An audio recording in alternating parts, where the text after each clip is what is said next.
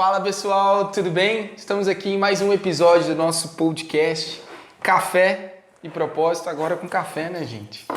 E o nosso convidado de hoje é Isaías. Tô aqui com o Diegão Torlini também, né? Diegão o quê? Diego Torlini. Torlini? Torlini. Diego Torlini é um nome chique, né? Esse Torlini? menino é bom. Nem sei, é uma mistura aí. Ele vai contar depois a história do nome. E eu, Douglas Matias, aqui para compartilhar com vocês um pouquinho da trajetória do nosso convidado, né? Como a gente não gosta de seguir protocolo nem nada, a gente vai trazer um bate-papo descontraído, né, Diego? Apresenta o nosso convidado aí. Você já estava sabatinando ele de pergunta aqui antes da gente começar a gravar, mas agora oficialmente. Fala, galera. Mais um podcast aí. É um prazer aqui estar com Isaías Fernandes. Ele que é teólogo, pastor também da Igreja Batista da Lagoinha. É também advogado, né? Exerceu por algum tempo. Se apresente um pouco para nós aqui. Então, gente, obrigado pelo convite. É bom estar aqui com vocês. Já fui sabatinado antes, então agora eu tô leve, tô tranquilo. Já sabem de tudo da minha vida, né? Pessoal, eu sou do signo de Capricórnio, que esse cara... Brincadeira à parte. Mas é isso aí que o Diego falou. Sou advogado, formação de origem, pastor também. Hoje fico por conta dos jovens, adolescentes ali da Igreja Batista da Lagoinha. E vamos ver até quando a gente tem fôlego de vida para aguentar a pressão dessa galera. Amém. Bom, acho que a ideia aqui, que a gente quer trazer, acho que a importância do nosso podcast, Isaías, só para contextualizar para você, ele nasceu com o objetivo de a gente compartilhar não só conhecimento, empreendedorismo, propósito, né, que o nome dele já fala, mas também compartilhar, falar um pouco mais sobre espiritualidade, né? O nosso sonho, assim, a nossa missão é se tornar o podcast mais relevante de Belo Horizonte. A gente sabe que tem podcasts assim em outras regiões. Belo Horizonte tem alguns que estão nascendo também, mas a nossa ideia é levar a nossa mensagem, né? E principalmente levar a mensagem de Cristo, né? Com força através do nosso podcast. Então, Deus tem nos abençoado, né? Tem dado pra gente estrutura, todo o apoio que a gente precisa, e a gente crê muito que esse ano vai ser um ano espetacular aí pro nosso canal, né? Pro nosso podcast. Sim. Amém. A gente está começando uma nova série, né? Então... Segunda temporada. Segunda temporada já. Já estamos na 2022, segunda temporada. 2022, né? 2022. Começando com tudo aqui. E assim, me veio no coração ao longo do dia uma passagem que... Jesus, quando ele está lá para ser tentado, né? Ali pro inimigo... ele fala algumas coisas com Jesus, né? Se você é filho de Deus, transforma, né, essas pedras em pães, pula desse precipício, né? E você é filho de Deus, né? Você não vai acontecer nada com você. Eu vejo que ele começa indo, talvez ele é bem astuto, né? Ele vai no ponto ali que ele tenta colocar a dúvida. Se você né? Eu vejo que é muito mais fácil você fazer alguém desacreditar primeiro quando você começa a desconstruir algo na pessoa, né? E ele também sabe muito bem disso, mas ele está falando com Jesus que não caiu nisso, mas muitas pessoas caem quando vem a dúvida, né? Então, assim, eu acho que desacreditar ou acreditar, será que é de Deus mesmo? Será que Deus me escolheu mesmo, né? Para a minha vida, para o meu propósito? Porque vem a dúvida, porque às vezes o momento fica difícil, você está passando por momentos de dificuldade, né? Para aquele deserto, aquele caos, e vem aquela dúvida. E muitas vezes acho que pessoas podem se levantar, né, para talvez te desacreditar e colocar em você assim, será mesmo? É isso mesmo? Você acredita? Aí, por que você não sai disso? Por que você está vivendo isso? E muitas vezes a gente pode se afastar ou deixar de acreditar que Deus realmente tem algo nas nossas vidas, sabe? Diante disso, cara, o que você ver sobre esses momentos de dificuldades que muitas vezes o cristão pode enfrentar, um momento de caos, um momento de deserto, de desespero, né? Como se manter ali firme naquilo que é realmente importante e não duvidar do que Deus tem para ele. O que você tem a dizer sobre isso? Esse texto é muito interessante. Hoje eu, inclusive, estava lendo ele, cara. Olha para você ver, né? Cristo Que isso? Marcos capítulo 1, a partir do verso 9, o batismo de Jesus. Quando Jesus ele encontra com João Batista, ele desce para ser batizado. A gente tem a primeira vez assim no Novo Testamento a exposição clássica e clara, evidente da Trindade. O Pai falando, o Filho recebendo, ouvindo a voz do Pai, e o Espírito descendo em forma de pombo. E é interessante que o pai fala de forma audível, que várias testemunhas ouviram, que Jesus é o Filho amado em quem ele tem prazer, em quem ele se compraz, em quem ele se deleita. Algumas versões, como a NVT, por exemplo, vai dizer em quem ele tem muita alegria. E logo depois que Jesus ouve isso, o Espírito que desceu confirmando que ele era ungido, ele era escolhido, ele era o selado, é o Espírito que o impeliu para o deserto. E ao chegar no deserto, a briga do diabo é a briga de narrativa. O diabo ele tem o objetivo de pegar a palavra, a declaração de amor do Pai e torcer ela. Então, qual que é a primeira pergunta que ele faz? Se você é o Filho de Deus. E o que Deus falou com ele um pouco antes? És o meu filho. O que a gente tem, a briga que a gente tem hoje é uma briga de narrativa. É o tempo todo alguém querendo falar mais alto que outra pessoa. O que é o casamento? Todo mundo tem uma definição de casamento. O que é felicidade? Todo mundo tem uma definição de felicidade. O que é dinheiro? Todo mundo tem uma definição de dinheiro. O que é paz? Todo mundo tem uma definição de paz. O que é sucesso? Todo mundo tem uma definição de sucesso. A questão não é qual é a definição que as pessoas dão para as questões. A questão é qual definição é a correta. A definição é a correta é o que vem da voz do Pai. Se o Pai disse que é filho, é filho. Se o Pai disse que é o caminho à direita, é a direita. Se o Pai disse que o caminho à esquerda, é a esquerda. A questão é que às vezes nós ouvimos da boca do Pai uma palavra, mas damos mais ouvidos ao que é dito da boca do diabo do que da boca de Deus. É qual voz você está ouvindo? Porque Jesus escolheu ouvir a voz do Pai. Escolhendo ouvir a voz do Pai, ele não ouviu o que o diabo dizia. Diz, você me disse isso, mas o Pai já tinha me dito isso. A declaração de amor do Pai, em que eu sou o Filho amado, em que ele tem prazer, é que me ratifica, é que me certifica para viver todo o período do meu ministério. Então Jesus, e o ministério de Jesus, se olharmos dentro do que nós temos de conceito de ministério, foi um ministério fracassado. João Batista, por exemplo, foi maior em fama do que Jesus. Os estudiosos vão dizer que João Batista pregava num deserto, longe de Jerusalém, e aproximadamente 400 a 600 mil pessoas ouviam por dia. Você tem noção que é 400 a 600 mil pessoas ouvir e ver você num deserto, ouvir você pregar? Sem Instagram, né? Sem Instagram, sem nada. No deserto, sem ar-condicionado, sem comida, sem padaria, sem banco, sem conforto, com um cara que cheira mal, que tem uma dieta estranha, que veste mal e era feio. Tá lá, João Batista pregando. Eu prego numa mega igreja, Lagoinha. Vamos colocar aí, o culto de jovens nosso tem em torno de 1.200 pessoas. Uma vez na semana. É um custo, cara. Para eu reunir 600 mil pessoas, não tem noção. E de vez em quando você pregar mesmo de forma dura, as pessoas nem voltam mais na igreja. João Batista, qual que era a mensagem dele? Vocês precisam se arrepender, raça de víboras. É chegar do reino dos céus. O ministério de Jesus, ele segue de maneira tímida, chamando marginalizados. Jesus é perseguido pelos seus próprios conterrâneos, os judeus. A certo ponto ele é preso por esses judeus. Eles entregam ele para o Império Romano. O Império Romano comete um assassinato. Jesus morre com 33 anos aproximadamente de idade. É um ministério fracassado. 3 anos e sendo morto. Mas ele cumpriu o propósito porque ele tinha a palavra do Pai. Qual que era a palavra do Pai? Eu amo você, mas Deus não só ama o Filho, Deus ama o propósito pelo qual Ele enviou o Filho. Deus não somente nos ama, Ele também ama a missão que Ele nos designou. O prazer do Pai está em cumprirmos a missão que Ele nos colocou. O prazer do Pai está em fazer aquilo que Ele nos designou. E quando nós reduzimos a nossa identidade, quando nós reduzimos aquilo que Ele disse, que somos de fato, nós também nos desviamos da missão. Porque é impossível cumprir a missão se você não sabe quem você é e para o que você foi comissionado. E a partir daí você ouve outras vozes. Quem ouve a voz de Deus, cumpre a missão de Deus. Incrível. Fala Deus, né?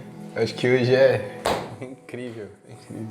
Com certeza. Cara, a gente já começa nessa narrativa. Você quer fazer alguma pergunta? Antes eu ia pedir ele para ele contar um pouquinho da trajetória dele, começar a contar quem é o Isaías, né? Como o Isaías chegou onde ele está agora, né? Casado, formado, mas como uma referência para os jovens da Lagoinha, né? Assim, talvez bem no início da sua trajetória, você sempre foi cristão, sempre veio dessa família. Como é que foi essa Esse início, né? trajetória aí. Então, nasci no dia 24 de dezembro de 1990, na Santa Casa de Misericórdia de Belo Horizonte, às 23 horas e 15 minutos da noite. Quando eu nasci, a minha mãe tinha recebido uma profecia numa igrejinha pequenininha de Santa Luzia e o meu nome deveria ser Isaías. E o meu pai queria pôr Daniel. Então minha mãe foi escondida no cartório e registrou Isaías, primeiro nome, mas para agradar o velho colocou Daniel. Aí ficou Isaías Daniel Fernandes Lucas. No caso, Lucas é sobrenome da minha família. Deu briga um pouco no casamento, mas meu pai e minha mãe estão casados até hoje, então eu acho que eles passaram por essa fase, né? Nasci crente já nasci na igreja, minha mãe já me obrigava desde pequeno a ir para a igreja. Não tive uma fase de desviado, rebelde, todos os pecados que eu cometi como crente mesmo, né? Apanhando, mas acredito que teve uma fase na minha adolescência que foi quando de fato eu tive aquele encontro com Jesus, que eu me converti. Me lembro que eu sempre cresci num bairro muito pobre ali de Santa Luzia, o bairro Palmital, não sei se vocês conhecem. Conheço. Perto ali do Caldeirão do Inferno, um lugar maravilhoso para se crescer, viver, é muito top lá, né? E a maior parte dos meus amigos de faixa etária aí, 12 para 13 anos, já estavam envolvendo com droga, alguns já eram pais, né? A gente já tinha um destino muito bem traçado, me parece. E eu fiz uma oração, me lembro na igreja, eu aceitei Jesus num culto, numa pregação, nem lembro que pregou nem nada, porque era igreja pentecostal, não tinha muita pregação, né? Era o fogo comendo e Deus tocou no meu coração aquele dia. E eu lembro que eu fui no altar, aceitei Jesus e eu fiz uma promessa para o Senhor, que eu não queria ser como os jovens, né? Eu queria ter uma vida, queria dar orgulho para minha família, queria construir uma família também, ter uma vida sólida. E a partir daí, um pouco tempo depois, iniciou um projeto na nossa igreja de formação de coral. Um rapaz ele saiu indo nas igrejas núcleos assim para formar um grande coral. E eu fui pro coral, cara. Já me destacava muito assim, eu cantava, não pregava na época não, cantava. Legal. A voz de adolescente, rateava, né? Cada dia era uma voz diferente, então num dia eu era tenor, no outro contralto, no outro o baixo, barítono. Tava em transformação. Tava em transformação, era só misericórdia de Deus. Hoje eu vejo de vez em quando as gravações, cara, nossa, meu Deus amado. Que Depois vamos colocar aqui no canal. Mas, e aí eu fui para esse coral, e no coral eu lembro que tinha uma menina muito bonita na minha frente, cara. Só que eu não sabia nem como chegar nessa pessoa. Aí eu comecei a fazer as cantadas de crente. Eu ia no bebedouro e falava assim, vou casar com você, hein? Não, eu falava assim, ó, tô orando por você. Porque o que crente fala? É que tá orando. E eu falava que tava orando por ela. Fiquei assim uns 2, 3 meses enrolando. Aí um dia eu falei com o Senhor, vou tomar coragem, vou chegar nessa menina. O não eu já tenho. Tava numa roda de conversa de amigas. Cheguei no meio da roda de todas as amigas dela e falei assim, ó. Ajoelhei e falei, Núbia, quero namorar com você. Porque na pressão ela vai falar assim, né? Aí ele olhou pra mim e falou, não. Cara, aí todo mundo começou a me zoar, eu fiquei sentado triste, aí tocou uma música tipo essa que tá tocando hoje. Worship lá na época, sentei cabisbaixo, aí a gente tinha uma amiga em comum, ela foi e falou assim, não, eu vou conversar com ela. Aí conversou com ela, dá uma chance pro menino e tal. Aí ela falou comigo, vou te dar uma chance, só que não pra namorar, pra gente se conhecer, porque eu não sei nada de você e tal. E aí depois disso a gente ficou 6 meses conversando, eu tinha só 14 anos, cara. E eu venci ela pelo cansaço, porque eu sei que ela não gostava de mim não. Mas aí depois de 6 meses ela aceitou namorar comigo e aí a gente namorou 13 anos até casar, cara. Ela é minha primeira e última namorada. Que incrível, cara. E espero ser a única esposa também, né? Se Deus quiser. Incrível. Você foi persistente, né? Foi persistente. Depois disso a gente teve algumas crises com a igreja local, fiquei lá até mais ou menos aí entre 19 para 20. A partir daí a gente decidiu sair. Era uma igreja muito pentecostal, quase neo, assim, posso até dizer neopentecostal. E eu estava já me envolvendo muito com a palavra, cara. E eu tinha tendência a ser extremamente assim, ir para o outro extremo, né? Eu vou para a igreja reformadaça, assim, desprezar completamente o mover espiritual. E eu estava já visitando algumas igrejas, visitei algumas presbiterianas, algumas batistas mais tradicionais. E aí ela que veio o equilíbrio e falou, não, a gente vai para Lagoinha, lá é mais equilibrado.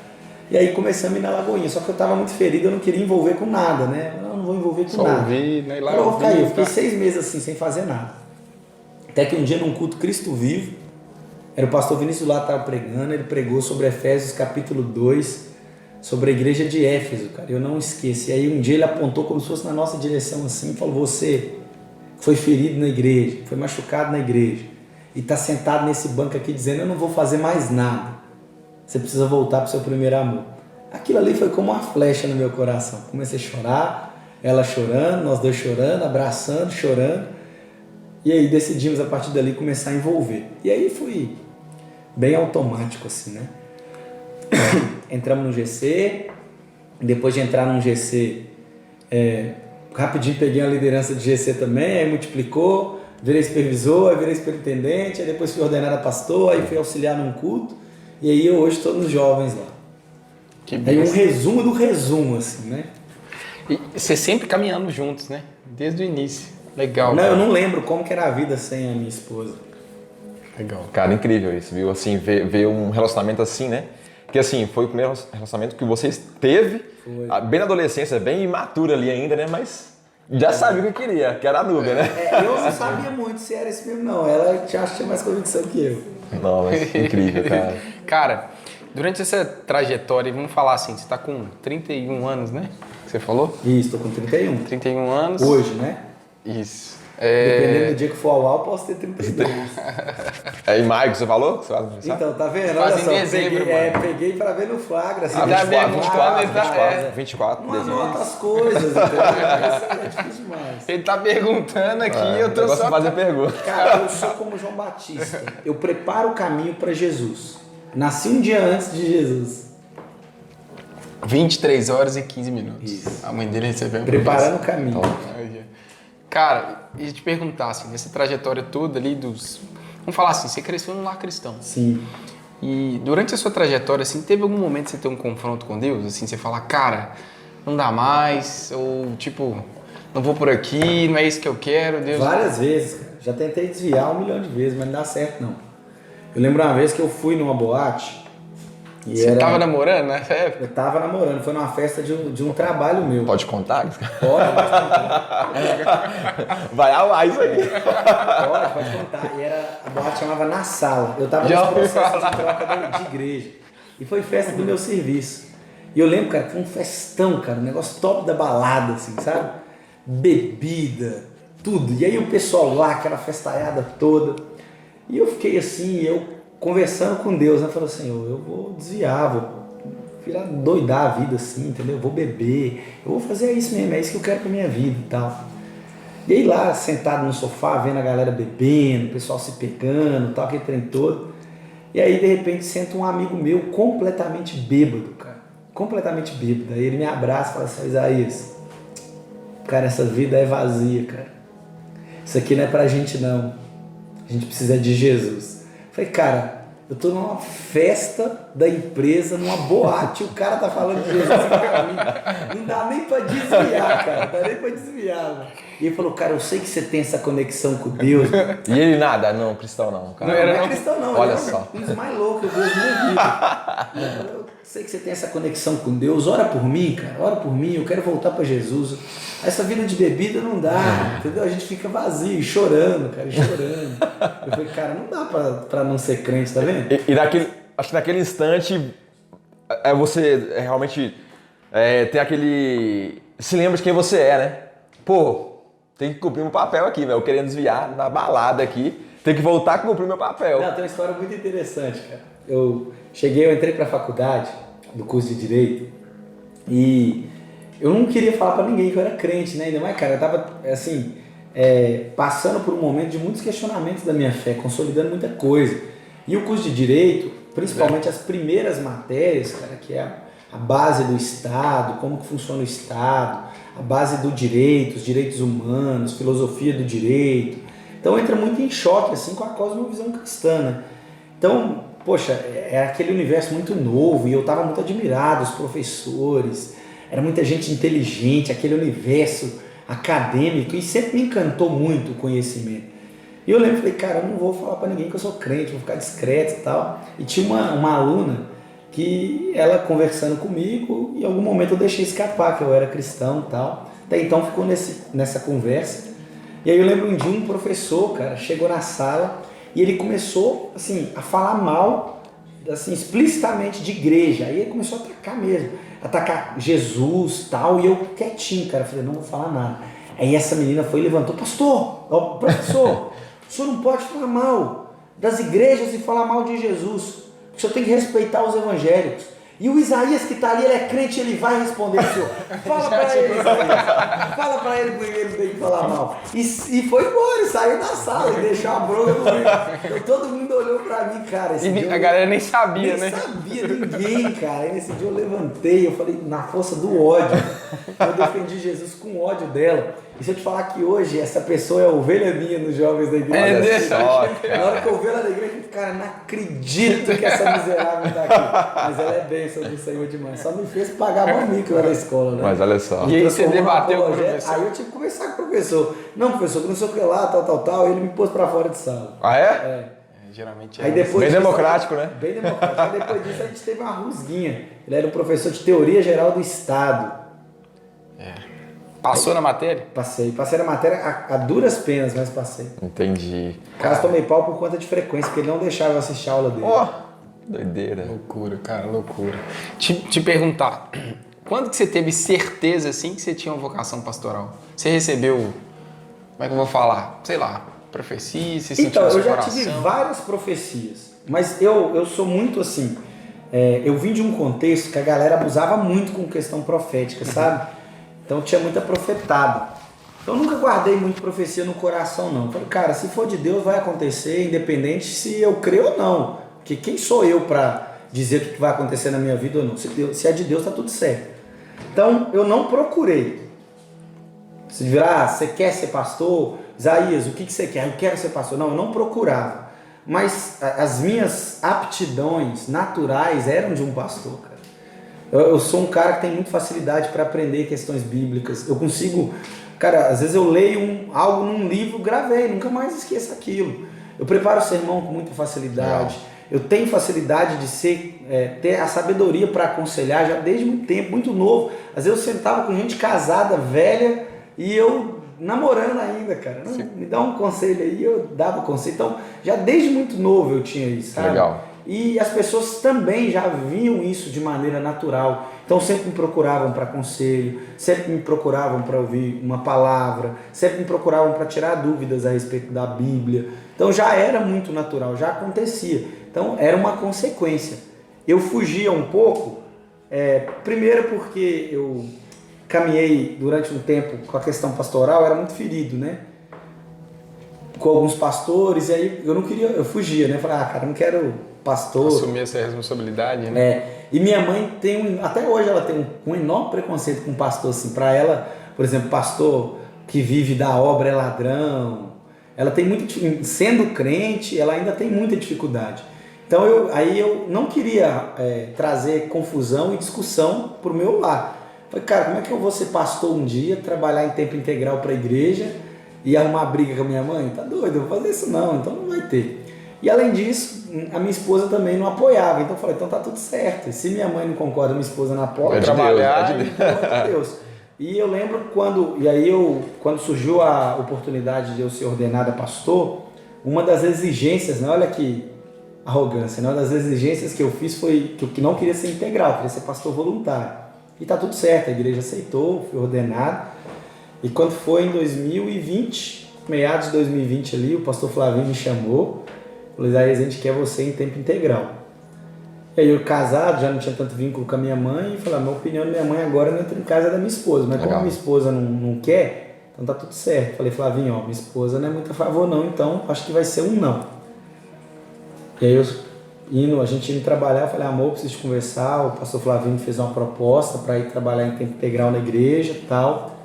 Eu falei, amor, eu sei que, a minha vontade hoje não é essa, sabe? Eu acho que você tá numa carreira, você tá só crescendo como advogado, você tá no ápice, tá desenvolvendo, tá ganhando muito dinheiro, isso é bom e tal. Só que eu acho que chegou o tempo e não tem como mais correr. Chegou a hora de ser pastor integral, eu acho que isso uma hora ia acontecer. Falei, cara, se a minha esposa falou isso é porque chegou o tempo mesmo. Sim. Eu vejo que a gente, antes de fato ser nomeado ou ser reconhecido pelas pessoas, a gente já está exercendo aquilo, né? Você não, eu quero ser isso. Não, mas você já está se tornando aquilo no meio do caminho.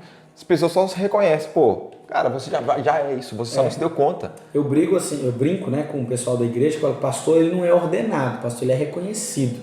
Você é pastor desde o dia que você nasce. O pastor ele é reconhecido pela igreja. A igreja ela não tem autoridade para definir quem é pastor e quem não é. Porque, por exemplo, se eu pego alguém aí, fulano é um evangelista, e passa uma autoridade para ele ser pastor, ele não vai ser pastor, ele vai continuar sendo evangelista. Sim. Então a gente reconhece o pastor, é de quem cuida, quem está cuidando, quem está tirando o carrapicho, é a vocação. A vocação é maior do que uma mera ordenação da instituição religiosa. Eu vejo assim, eu trabalho com desenvolvimento humano, né? Trabalho com pessoas de forma diferente de você, mas eu me lembro que desde muito tempo eu ajudava pessoas também, pessoas me procuravam para problemas e tal. Eu ajudo muitas pessoas hoje em lidando com medo, sabe? E eu lembro que uma vez eu estava num local, aí estava numa igreja, chegou um cara, estava alcoolizado, assim, meio com efeito de bebida alcoólica, meio que já passando também, sabe? E ele sentou assim perto da gente, uma pessoa perguntou se ele estava bem, falou que não estava bem, estava meio sem desesperança para a vida, não tinha mais perspectiva e não sabia o que fazer. E as pessoas ali começaram a querer ajudar ele, sabe? Só que as pessoas conversavam com ele, mas algo dentro de mim assim, né? Deus me falava que não era aquilo. As pessoas estavam indo tentando ajudar de uma forma assim, com boa intenção. Só que não passava daquilo aí, você alimentou hoje, o que você está sentindo? Não saía daquilo. E eu sentia que eu tinha que fazer algo, sabe? Só que eu tinha um certo bloqueio. Aí eu falei, eu vou falar. Eu vi algo assim, Deus falou comigo, abre a sua boca e fala com ele. Eu comecei a conversar com ele, eu não sei explicar, mas quando eu fui conversando com ele, as palavras foram vindo na minha boca e eu fui falando. E nisso ele se emocionou, depois eu pedi um abraço para ele chorou. Ele estava sentindo muita culpa, sabe? Ele, por ter bebido, por estar numa vida assim, né, mais marginalizada, não queria entrar num ambiente, né? Eu fiz um processo de tentar convencê-lo de que essa culpa, não precisava de carregar essa culpa, não, né? Ele acabou indo ali, era até uma noite de jogos ali, ele acabou se divertindo, sabe? Naquele dia, eu achei que eu pude servir na vida dele, só que ele me serviu muito mais, porque a partir daquele dia eu me desbloqueei para isso, sabe? Para ajudar de fato, me posicionar para ajudar pessoas, sabe? Depois disso eu comecei a realmente dar mentorias, me posicionei sobre isso. E ele foi um cara que me desbloqueou. Só que assim, eu fui servir, mas ele me serviu muito mais. E depois disso eu nunca mais não teve contato com ele mais, sabe? Mas assim, foi enviado por Deus ali para me mostrar o caminho, sabe? Tava buscando muito por respostas ali, sabe? Você, cara, assim, você já teve algum tipo de receio para falar? Você sempre foi esse cara comunicativo para falar? Ou sempre foi assim? Ou você teve que lidar com isso, foi desenvolvendo o caminho? Eu sei que a oratória ela é desenvolvida à medida que a gente estuda, né? A gente aprofunda e a gente vai ganhando mais autoridade e facilidade para poder acertar ali. E acho que, assim, você acha que isso veio do direito ou você foi se descobrindo desde jovem e você já conseguia se expressar? Né? Acho que seria injusto da minha parte se eu falasse que o curso de direito não ajudou, né? A gente tem bastante matérias voltadas para essa área. Homilética, né, a própria oratória, dialética, a questão de linguagem mesmo, expressão corporal, posicionamento do corpo, expressão facial, leitura facial. Então tudo isso são matérias que estão envolvidas diretamente no direito e ajudou. Naturalmente, já dentro da minha composição assim mesmo, de ser humano mesmo, eu sempre fui muito líder, né? E eu acho que todo líder precisa comunicar.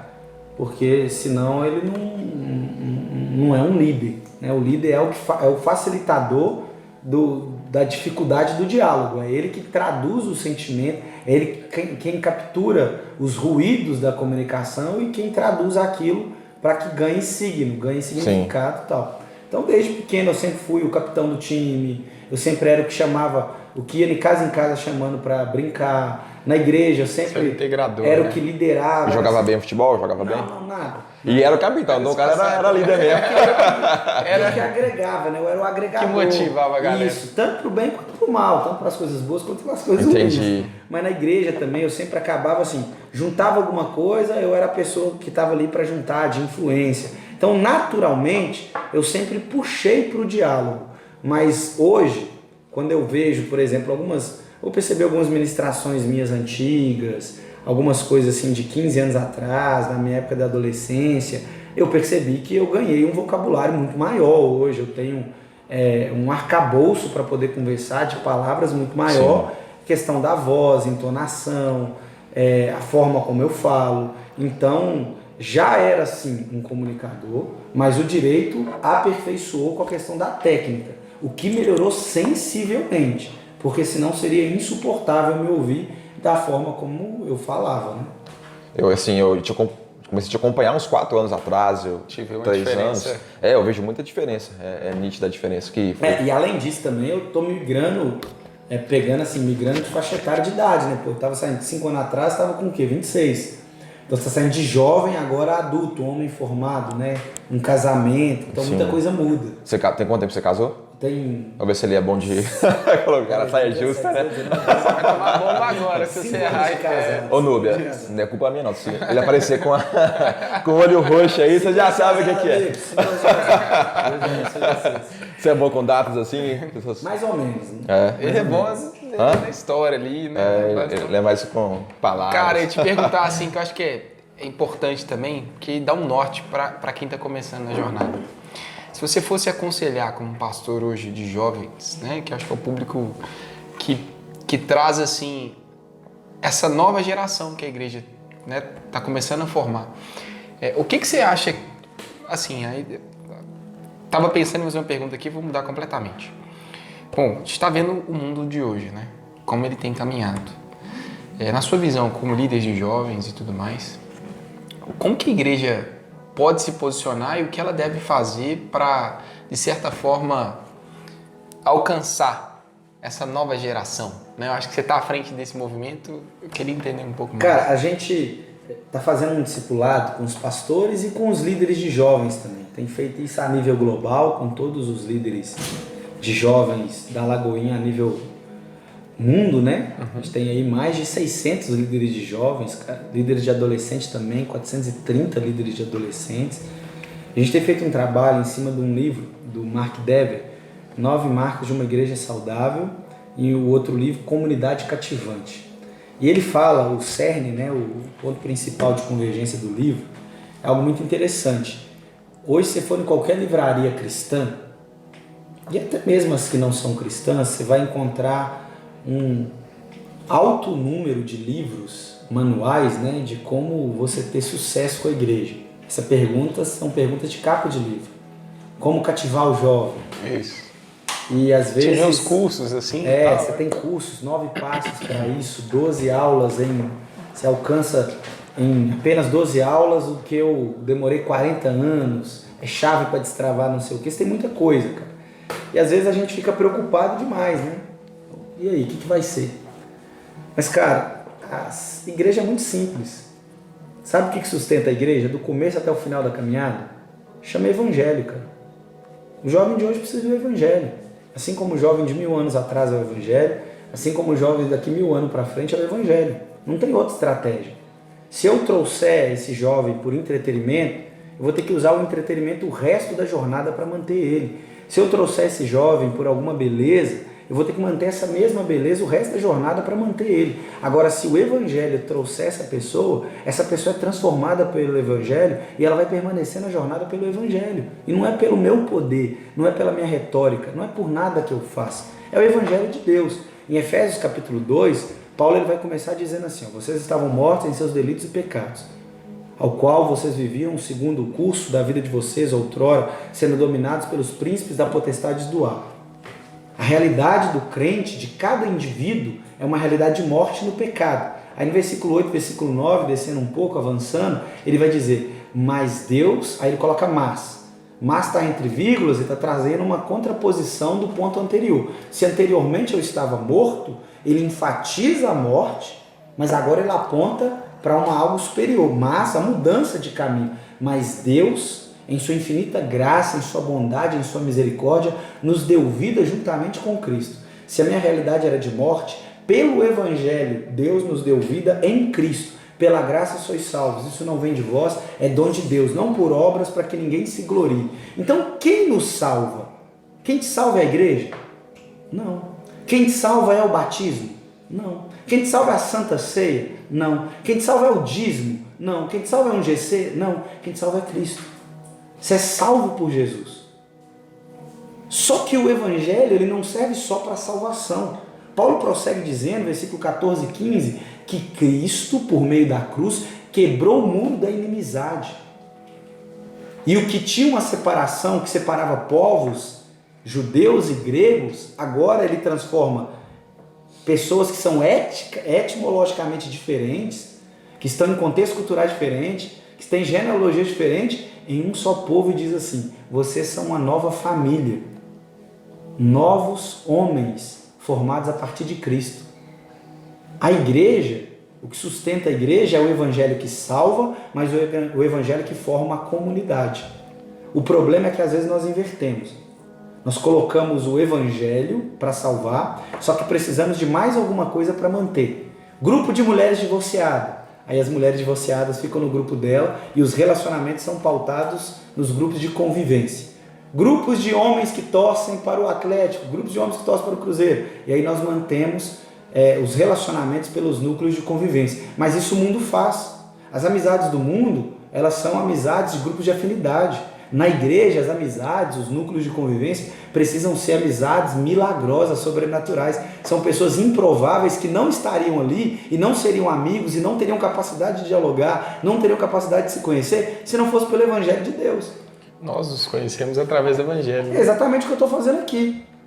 Eu estava até brincando com vocês. Eu poderia estar aqui e falar, gente, o cara me chamou, me viu um dia, me chamou, trocamos o WhatsApp, me convidou para um negócio. Nós estamos gravando esse trem tarde da noite, no meio do nada, no mato aqui. Eu falei, cara, se esse cara me mata, me pica, me coloca na mala, mas eu estou aqui por conta do Evangelho, porque o Evangelho nos faz acreditar que as barreiras foram quebradas e que o mesmo Cristo que está lá na minha igreja, está na igreja de vocês, o mesmo Espírito que está no meu coração, está no coração de vocês, porque é um só Espírito. E são amizades improváveis, são conexões improváveis, e esse é o poder de Deus. Porque enquanto o mundo prega amizade por afinidade, amizade por conveniência, amizade por interesse, o que o Evangelho propõe é restauração milagrosas para aproximar pessoas que nunca se comunicariam. É por isso que uma pessoa divorciada consegue estar num grupo de casados tranquilamente dentro da igreja, porque é o Evangelho que transformou para que essas pessoas sejam aceitas. Então, para o jovem, o que ele precisa é do Evangelho. O Evangelho que vai transformar o coração para ele continuar na igreja e permanecer. Incrível. Cara, hoje você está à frente, né, da juventude em Lagoinha, junto com o pastor Lucinho. Assim, para minha vida, grande parte da minha vida eu tive muito problema com pornografia, sabe? Foi um vício que eu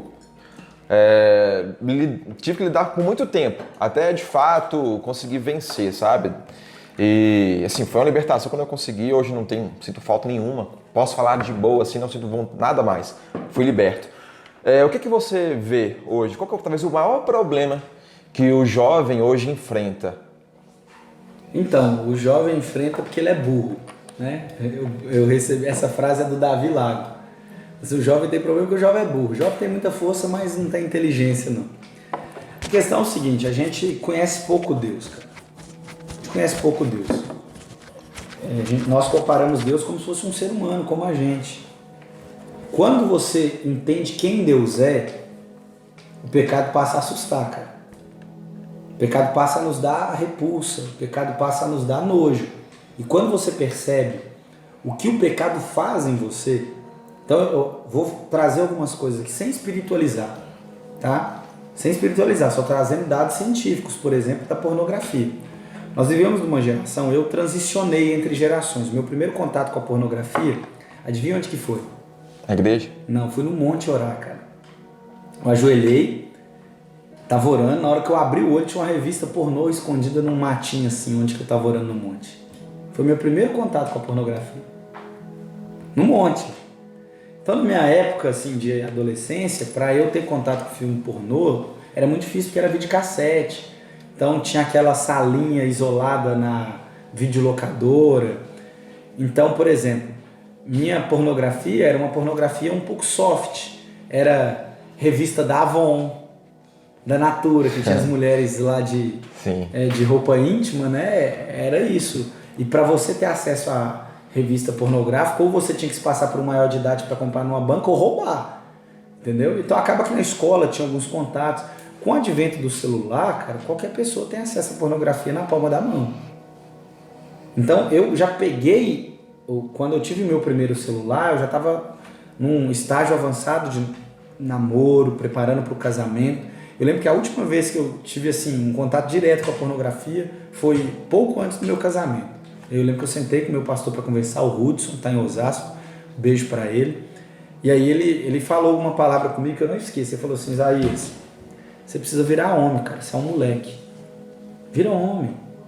Assuma a responsabilidade. É mais fácil você se dar prazer do que você esperar sua esposa e ter que conquistar ela para ter prazer junto com ela. É adolescente, é criança que quer sexo assim, sem compromisso. Homem de verdade tem compromisso para ter sexo. Isso nunca saiu da minha mente, que afinal eu sou homem. Legal. Sou homem. E o que eu aconselho muitos jovens é que preste atenção. Vocês são casados? Não. Vocês querem casar? Sim. Sim. Então vamos lá. Não vamos trazer nada espiritual, só coisas que a ciência vai dizer para vocês. Quando vocês acessam conteúdo pornográfico, vocês veem o mesmo filme sempre? Não. Não? Quer dizer que vocês veem atrizes e atores diferentes encenando? Sim. Correto? Correto. Você sabia que o casamento é a mesma pessoa o resto da sua vida? Aí você consome 10 anos de pornografia da sua vida. Você treinou o seu cérebro para uma realidade de troca. São o tempo todo contemplando vaginas diferentes. Aí você casa, você vai ter o mesmo órgão sexual o resto da sua vida. Sabe o que vai acontecer? Com um ano você vai bugar, você não consegue fazer mais nada. Segundo ponto, o sexo, filme pornô, é encenado. Não é um sexo real. O sexo real dá dor nas costas. O sexo real você tem preguiça. O sexo real tem cheiro. O sexo real às vezes tem calor demais do ambiente. O sexo real às vezes dá trabalho.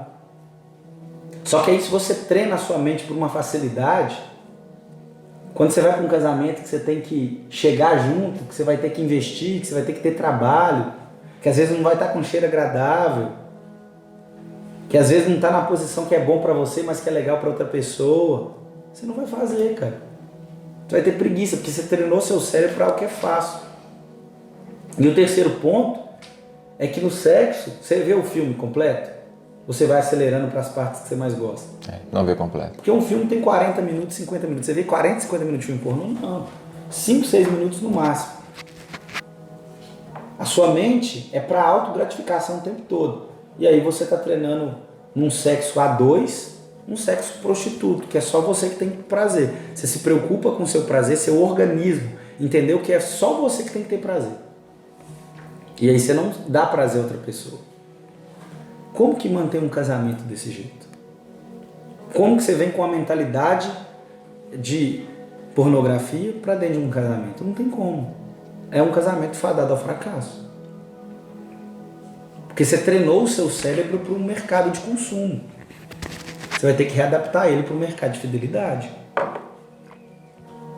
Então é praticamente impossível. Então a maioria dos jovens hoje querem casar. Você quer casar? Sai da pornografia.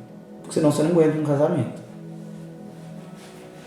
E assim, incrível o que você falou.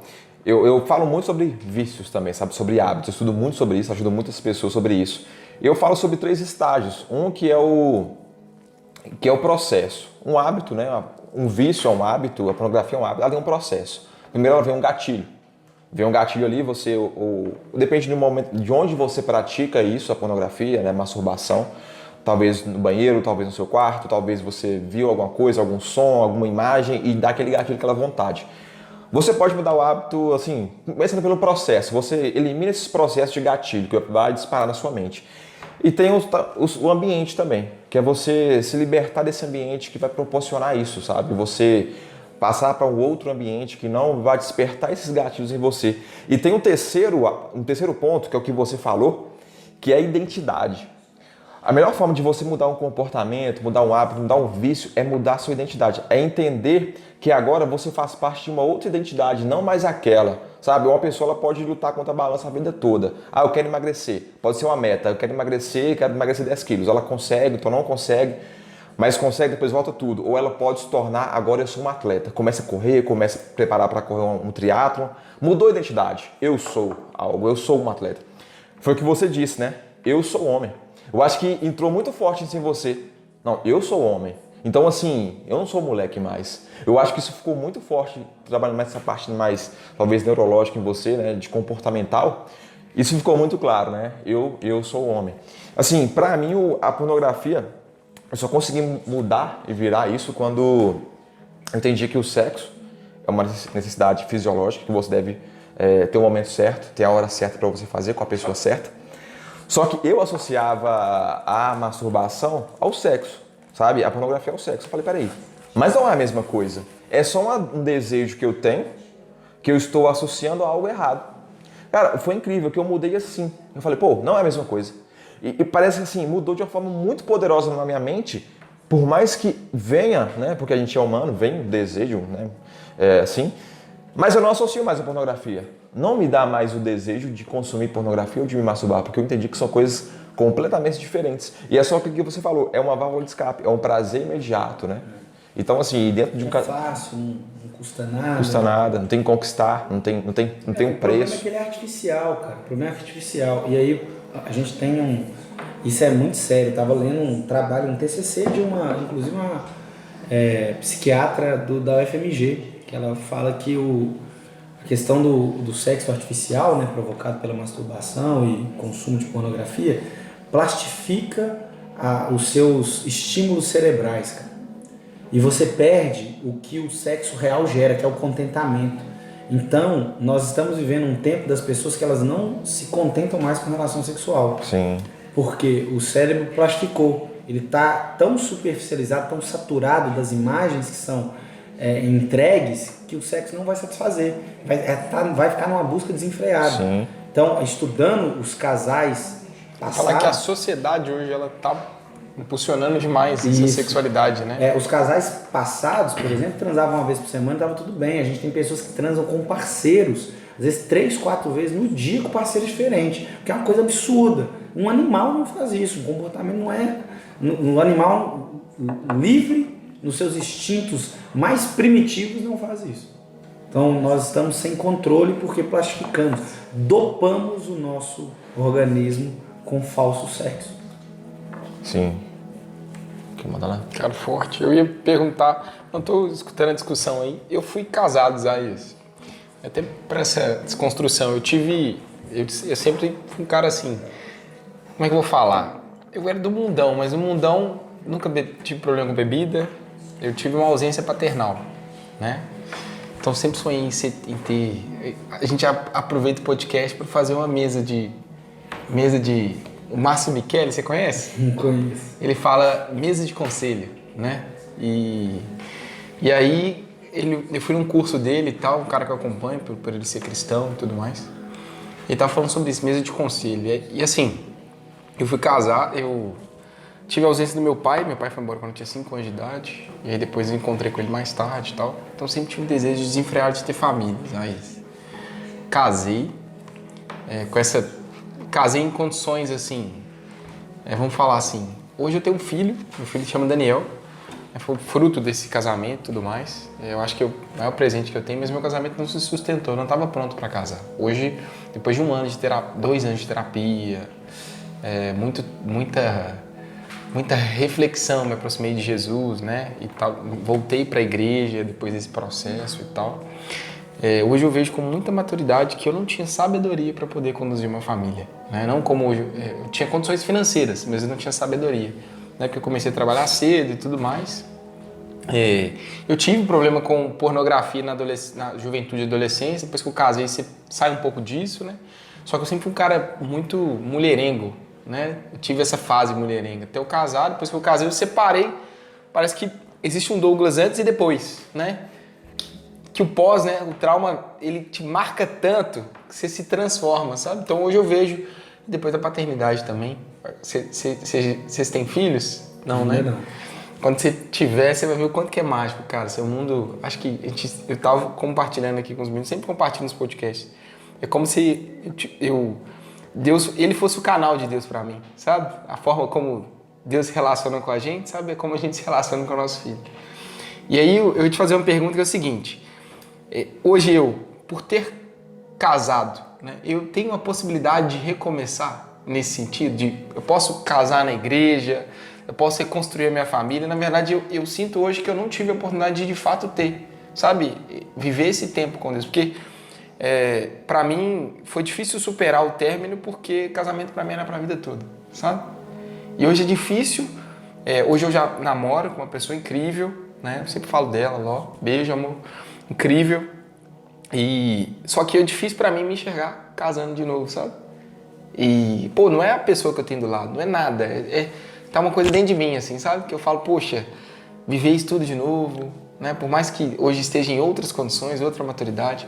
Então eu te pergunto assim, até como cristão mesmo, você acha que é possível recomeçar? Você é de qual igreja? Cara, eu sou da Igreja Batista Vida e Paz. O que seu pastor acha? Então, ele acha que não tem impedimento, ele até fala muito comigo assim, cara, você tem que casa, né, e tal, você tem que namorar com o propósito de casar e tudo mais. Só que eu acho que é uma coisa muito dentro de mim, assim, que eu fico pô, será que, como que a sociedade vai olhar isso, sabe? É a primeira preocupação que eu tenho, né, e se eu casar... Preocupado com o que a sociedade vai pensar, cara? Porque aí eu trago muito pra questão da atividade, assim. Eu sempre me vi como um cara ativo dentro da igreja. Mas você acha, então, vamos lá. Você não acha que isso... Vamos colocar aqui pra você, então. O que a sociedade Até pra gente vai quebrar pensar? a barreira, tá? Eu falo assim, o que você não acha que a igreja olharia isso com... Não vou segregar, tá? Então, mas você não acha que talvez a igreja enxergaria... Por exemplo, se eu por ter separado e casado de novo, como que eu aconselharia outros casais? Né? Você acha que isso interferiria no meu papel como, sei lá, um servo de Deus, ele é um servo? Você sabe do que a igreja de Cristo ela é composta? Um monte de fracassado, cara. Imagina Pedro. Pedro tá lá, Jesus ressuscitou, João capítulo 21. Jesus ressuscitou, fez algumas aparições esporádicas. E aí Pedro decide fazer uma parada muito louca, cara. Ele vira e fala para os discípulos assim, vamos pescar? Aí os discípulos falam, vamos pescar. E aí Pedro pega num barco, mesmo mar da Galileia, mar de Tiberíades, pelo menos 6 discípulos caminham com ele. Metade do colégio apostólico segue Pedro. Entram no barco, vão pescar. A água tá lá, a lua tá lá, o clima tá lá, é o mesmo lugar. A noite inteira de trabalho duro, não pesca nada, cara. Não pesca nada. Aí chega na praia, aparece um cara lá desconhecido, eles não reconhecem quem que é ele e fala assim, vocês pescaram alguma coisa? Nada. Pescou nada. Aí depois, sobre a ordem dele, eles pescam uns peixes, aí voltam. Aí Jesus, chamando Pedro à parte, conversa com Pedro e fala que Pedro seria pescador de quê? De homens. De homens. Reafirma o chamado dele lá no começo. Você sabe o que Pedro tinha feito? Esse encontro foi 7 dias depois que Jesus ressuscitou. Você sabe o que Pedro tinha feito aí 10 dias antes? Não. Pedro tinha virado para Jesus falando assim, Senhor, nessa conversa que a gente está aqui, ó, olhando no olho de Jesus, se alguém for te prender, eu dou a minha vida pelo Senhor. Ninguém encosta a mão no Senhor. Se necessário for, eu vou preso no seu lugar. Aí na hora que prenderam Jesus, sabe o que Pedro fez? Negou ele. Ele fugiu, cara. Aí ele vai escondido, ele entra na casa do sumo sacerdote, casa lá de Anás. Ele tá lá esquentando a mão numa fogueira, junto com uma escrava de Anás. A escrava pergunta assim, você andava com Jesus, não andava não? Não. Aí o outro pergunta assim, é você, cara, eu já te vi com ele, não sou eu, maldito. Ainda xinga um palavrão e sai correndo depois. Cara, esse mesmo Pedro, Jesus está virando para ele e fala assim, você vai pregar, Pedro, vou te usar demais, cara. Sabe o que é interessante? É que quando Pedro está chegando da pesca frustrada, pescou nada, cara, o mar não tava para peixe. Quando ele chega na praia, ele desce assim, você sabe o que tinha esperando ele? Eu gosto muito do evangelista João, que ele dá uns detalhes que são apaixonantes, cara. Diz que Jesus tinha preparado uma fogueira e tinha pão e peixe assado. A palavra fogueira no grego ela é bem traduzida para braseiro. Essa palavra só tem 2 vezes no Novo Testamento. Não tem mais lugar nenhum. É só João que usa ela. Sabe quando João usa? João usa em João capítulo 18. Quando Pedro negou a primeira vez, ele estava esquentando a mão num braseiro. E ele nega Jesus. Depois o próximo encontro que ele tem com Jesus é de novo em frente a um braseiro, cara. No mesma geografia onde você é ferido, é a mesma geografia onde Deus vai te usar. Os nossos traumas não são traumas porque o acaso vem e nos machuca. Os nossos traumas são habilitações para que Deus nos use nas áreas que nós somos feridos. Quem melhor do que aquele que teve as mãos feridas pelo nosso pecado para dizer para nós que Ele perdoa os nossos pecados? Cara, se Jesus tivesse morrido sem sentir dor, se fosse um infarto pelos nossos pecados, a gente não ia dar valor. Por que a gente dá valor? A gente dá valor porque Ele sangrou, a gente dá valor porque Ele sofreu, a gente dá valor porque Ele foi humilhado. Nós sabemos a dor dele, porque é essa dor que o pecado provoca em nós. Então, quando nós saímos de uma situação de sofrimento, de dor, de desespero, é um momento de recuperação, cara. É um momento que Deus vai usar a gente naquela área. O que vocês acham? Igual eu disse para vocês, desde sempre, eu tive as aptidões naturais de liderar. Vocês acham que foi fácil liderar a vida toda? Já fui manipulado demais. Já me usaram para muita coisa. Já me feriram demais em nome do Evangelho. Tudo por meu dom de liderar. Isaías, eu quero que você faça isso. Isaías, você vai falar isso porque eles te ouvem. Isaías, você tem que fazer isso aqui. É para essa direção que você é para caminhar com todo mundo. Nunca mais eu vou liderar. Nunca mais eu quero pôr a mão na liderança de novo. Era o lugar da minha dor. E é onde que Deus vai me colocando de novo.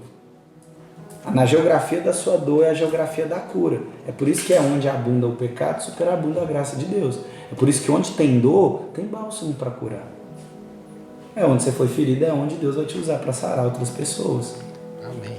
Né? E afinal, todos aqui somos fracassados. É só diferente área de fracasso. Todo mundo aqui fracassou em alguma coisa. E é por isso que a gente está aqui. O Evangelho é para fracassar, irmão. Porque se fôssemos bem-sucedidos, a gente não ia procurar Deus, não. A gente está longe dele.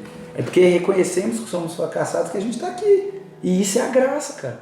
A graça de Deus nos usa mesmo quando a gente não está valendo nada. É só, como diz a minha esposa, o pó da rabiola. Eu vejo que onde está a sua maior dor, está a sua maior fonte de crescimento. Eu tive alguns, até já levantando, entrando na pauta da próxima pergunta que eu quero te fazer, mas eu tive alguns questionamentos há algum tempo, por exemplo, pelas minhas limitações, pelas áreas que eu achava que, sou tão fracassado nessa área aqui, mas é uma área que eu precisava de desenvolver para fazer sentido na minha vida, assim. Aí eu comecei a buscar, por que isso? Comecei a estudar, eu comecei a ver que tem um livro que se chama Você Pode Curar Sua Própria Vida. É um livro... E esse livro, ele vendeu mais de 30 milhões de exemplares no mundo. Eu fui ver sobre a autora, e era um livro sobre autoestima, e essa autora, ela não tinha autoestima nenhuma. Ela foi muito abusada, ela não tinha nenhum pingo de autoestima. O que acontece? Daí, ela veio a força dela, sabe? Ela começou a estudar e a buscar, e ela se tornou referência em autoestima no mundo. Eu comecei a ver outras áreas, outras pessoas que passaram por grandes dificuldades e fraquezas, E daquilo ali elas tiraram uma grande força e se tornaram referências mundiais, assim, várias pessoas foram assim. E eu comecei a ver, que na minha fraqueza é que estaria a minha força, sabe? Hoje está muito ligado ao meu posicionamento, hoje eu falo, como eu disse, eu ajudo muitas pessoas a lidarem com medo. E o que mais me parou na minha vida toda foi o medo de tudo. Quem vê a evolução dele assim, eu sempre falo, né? Que acompanha essa trajetória, ele era um cara que a gente ia nos lugares, às vezes eu chegava, a galera me cumprimentava, e o Diego vinha. Aí depois de um tempo, passou um ano, eu ia com ele nos lugares, ele era o cumprimentado e eu era tipo, e aí, Diego, e aí, tudo bem? Tipo, chegava, ele me levava até os lugares, ele me dava acesso, né? E eu sempre falo com ele que é muito bom ver essa evolução, né? Acho que essa questão a dor te dá um destino, né? Eu acho que é muito isso. Você quer fazer mais alguma pergunta? Eu quero fazer uma pergunta. O tempo dele, no time. Né? Exatamente. E complementando isso daí, diante disso, eu acho que quando você tem uma dor muito grande, assim, uma ferida, um problema muito grande, você vai ter que colocar energia ali mesmo, sabe? Para poder, por que eu tô nesse estágio aqui, né? Eu tenho que buscar. Eu fui pra sombra, né? Eu fui fazer terapia, fui de encontro com as sombras, né? Eu acho que eu fui abraçar tudo que eu tinha de, vamos falar assim, coisas que eu não acho que talvez a fé, né, não tenha me ajudado, não porque a fé não tem capacidade, mas às vezes você precisa de um especialista, né? Claro. Então foi abraçar. Eu faço terapia toda semana, mandar um abraço pro meu psicólogo Gilberto. É importante. Eu fui fazer terapia, fui buscar mentoria de pessoas também que tinham a mesma fé que eu, né? Mas que podiam me ajudar, cara. Sabe o que é o bonito da vida, cara? O bonito da vida é que a gente precisa aprender a viver. E as pessoas, elas fogem do sofrimento, cara.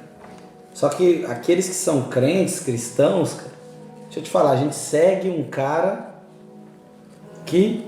Qual que é a vida dele, o ministério dele? O ministério dele é a cruz.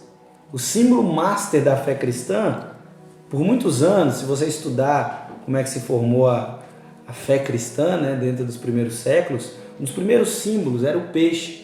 Por conta do acrônimo do nome, as iniciais peixe no grego dava, se eu não me engano, Jesus Cristo, Filho de Deus, ou Jesus Cristo, Senhor dos Senhores. Um pavão significava a eternidade.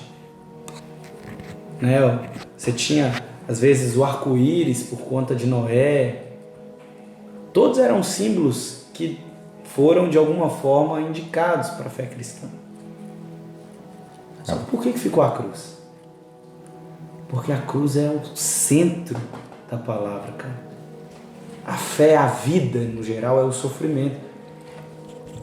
Ninguém, tem uma profetisa, que Deus a tem, já falecida, que diz isso. Ninguém vai sofrer sozinho. Todo mundo vai sofrer. Cara, a vida é um sofrimento, cara. Só que você tem duas opções. Ou você abraça o sofrimento como homem, como mulher e vai pra cima, ou você chora igual uma criança e vai ficar o resto da vida com sofrimento. Cara, o sofrimento é inevitável, a dor é inevitável. Para morrer basta estar vivo.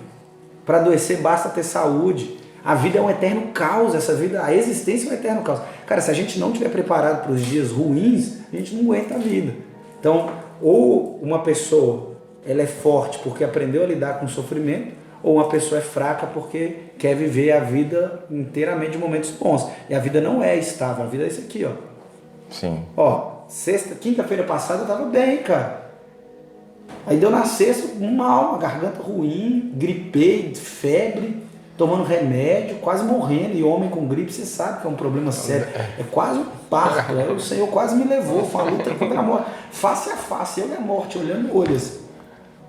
E estamos aqui. E amanhã eu não sei o que vai acontecer. Mas certo é que a gente vai sofrer, cara. E a gente sofre para tudo. Vai sofrer no casamento, vai sofrer no trabalho, vai sofrer na família, você sofre em tudo.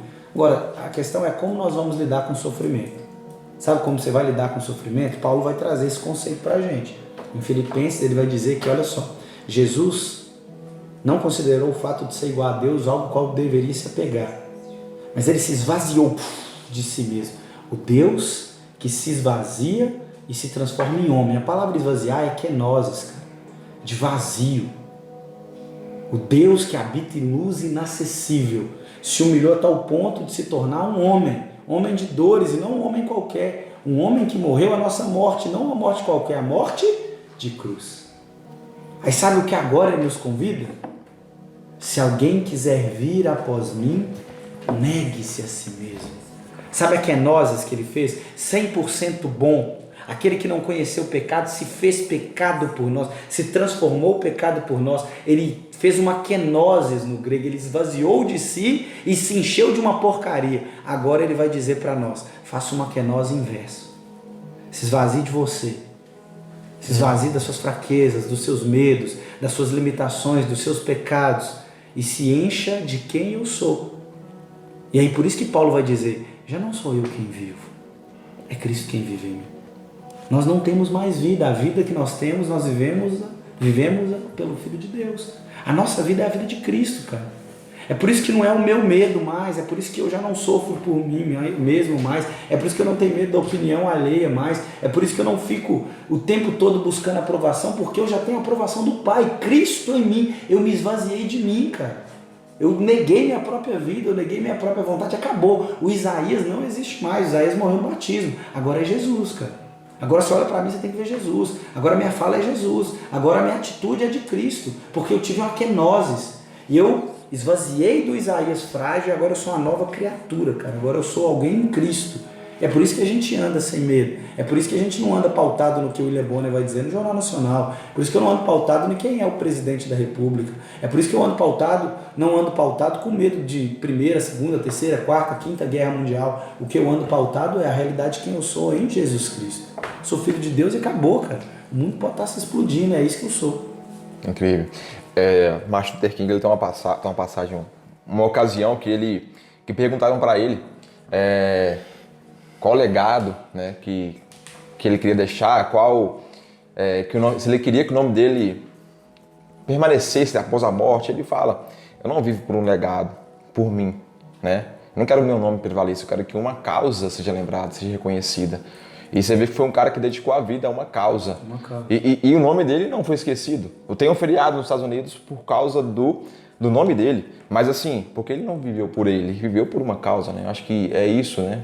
O ser humano, quando encontra uma causa... É o propósito, né, cara? Para lutar. Uma vida com propósito. A gente tem propósito. Exatamente.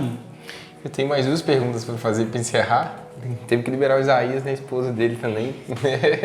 Você quer perguntar? Pode ir, vou mandar.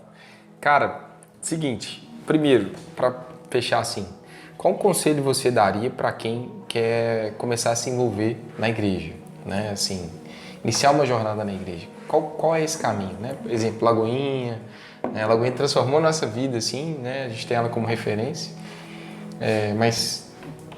Acho assim, a gente tem, como ser humano, a gente tem a tendência de colocar o fazer na frente do ser, né? Então... eu quero me envolver na igreja, eu tenho que fazer alguma coisa. E acho que às vezes isso é muito equivocado. Acho que primeiro você tem que ser, cara. A igreja precisa ser orgânica. Você precisa gerar vínculos relacionais, você precisa se aproximar de pessoas, você precisa ter uma comunidade. A igreja tem que ser uma comunidade para você. E isso é uma troca mútua. Né? Isso é uma troca mútua. Então, a gente precisa parar de ver a igreja como um mercado. Eu vou, alguém tem que chegar em mim, alguém tem que me puxar, alguém tem que fazer. Não, a igreja é comunidade dos intencionais. Se alguém ora por você, você tem que orar por alguém. Se alguém se importa com você, você tem que se importar com alguém. É uma troca. Não é a comunidade dos consumidores da fé. É a comunidade dos construtores da fé. A gente constrói alguma coisa junto. A igreja não é igreja porque você tem uma equipe que o tempo todo está formando indo atrás das pessoas. Relacionamentos. Não, é porque pessoas... Por exemplo, eu sou pastor. Eu às vezes entro em contato com as pessoas e a reclamação dela é porque eu passei mal, nenhum pastor nunca me procurou. Mas essa pessoa também nunca me procurou e eu também já tive dias maus. Se a gente for por esse lado, eu vou ficar numa briga indiscutível com ela. Eu falo assim, exatamente, semana passada eu estava doente, estava gripado, você não mandou mensagem. Nossa, hein, que legal. Parabéns pelo membro de igreja que você é. Não se importa com o seu pastor. Mas esse não é um tom da conversa de um cristão. Então quando reclamam, cara, desculpa, estou aqui para me importar com você. Só que do outro lado também tem que ter troca, irmão. A pessoa tem que ter alguma coisa para oferecer. Então, você quer se envolver na igreja, você quer pertencer à igreja, comece se preocupando com as pessoas. Chegue no seu pastor, chegue em quem está do seu lado. O que você precisa que eu ore por você? Estou aqui para te ajudar, eu quero muito orar, quero te ajudar, quero te fortalecer. O Senhor está contigo, permaneça, continue, vai para frente, vai para cima, não olha para trás. e é isso, eu quero orar, posso orar por você, posso orar pela sua família, me importo com você. E aí você vai criar laços relacionais, não é uma comunidade de consumo, porque uma comunidade de consumo, quando o consumo acaba, a comunidade acaba. Uma comunidade que constrói, não acaba, porque você está sempre o tempo todo construindo. Ninguém sabe demais que não possa aprender, e ninguém é burro demais que não tenha nada para ensinar. É um compartilhamento mútuo. Sim. Isaías, cara, eu assim, ao longo da minha vida, né, eu acho que, pelo que parece, acho que você tenha também, eu já tive alguns questionamentos, até, qual motivo eu nasci, qual é o meu propósito, o que eu vim fazer aqui, eu fiz muito essa pergunta, até, de fato, ter essa convicção. Você é um cara que tem esses questionamentos, assim, não sobre o que eu falei, mas os seus questionamentos, que ainda você talvez não encontrou respostas, o que você busca, está encontrando respostas, o que você já encontrou, você tem esse tipo de questionamento, assim? Eu tinha muito, meados aí de 22 para 23 anos, eram coisas que me questionavam muito. A respeito disso, qual que é o propósito? Eu estava no meio da faculdade de Direito, o bicho pegando, eu falei, cara, será que é isso mesmo e tal? Eu lembro que eu tive um contato com uma pregação, cara, do John Piper, um pregador norte-americano. Dentro da pregação, se eu não me engano, Uma Vida com Contentamento, que é o nome da pregação, ele vai dizer que às vezes a gente tem mania de achar que Deus tem um propósito individual para cada um. O propósito de Deus é que eu faça direito, o propósito de Deus é que eu seja advogado. Deus não é preocupado com isso. Deus está preocupado que aquilo que você fizer, você faça para a glória dele, você consiga glorificar ele. Isso muda tudo. Isso muda tudo porque você começa, o propósito não está naquilo que você faz, o propósito está em quem você é. Cara, eu lavo vasilha, vou lavar vasilha para a glória de Deus. Eu duvido que você consegue lavar essa vasilha de qualquer jeito. Eu sou advogado, eu vou advogar aqui para a glória de Deus. Eu duvido que você passe alguém para trás como advogado. Eu vou cavar buraco na rua. Estou cavando para a glória de Deus, cara. Duvido que você cava um buraco ruim. Eu sou gari para a glória de Deus. Eu duvido que você vai fazer isso triste, desmotivado. Não tem como. Se você está fazendo para Deus, se é para a glória de Deus, porque não interessa. Se você colocar o propósito naquilo que você faz, o que você faz acaba. Seu propósito acaba. Agora, a glória de Deus não acaba. Deus deve ser infinitamente glorificado. Você tem a sua vida inteira para glorificar Ele. Cara, você tocou num ponto aí que... Michelangelo tava... Se deixar, ele vai. Ele tem que dar uma segurada. Michelangelo tava pintando, acho que... Não sei se é a Capela Sistina, ele tava pintando uma igreja, né? E ele tava pintando num ponto ali que ninguém ia ver, porque não tinha como você ver, os fiéis não iam conseguir enxergar aquele ponto que ele tava pintando. E era um ponto bem difícil acesso mesmo. E falaram com ele. E tava pintando super bem, dando o melhor dele. E falaram, Michelangelo, por que você tá pintando isso, cara? Ninguém vai ver. Ele falou, Deus vai ver. Então ele deu o melhor que ele tinha. Acho que é isso que você falou. Pela glória de Deus. Se Deus vai ver, então importa. Então eu vou dar o meu melhor. A gente, só para encerrar, e aí eu vou te pedir para fazer as considerações finais. Você quer fazer alguma pergunta, irmão? Pode ir embora. Estou sendo boicotado aqui. Mas é porque hoje acho que Deus falou demais com a gente, né? A gente tem um projeto, 4 anos atrás, na época da universidade, eu já sabia muito o que eu queria fazer de pós e tal. Hoje eu sou formado em economia e administração, sou especialista em 8 áreas, né? E aí, quando eu tomei a decisão de estudar, hoje pra mim não faz sentido nenhum, viu, Isaías? Isso pra mim, de verdade, não faz sentido nenhum. Porque eu vejo que a vida tomou outro rumo.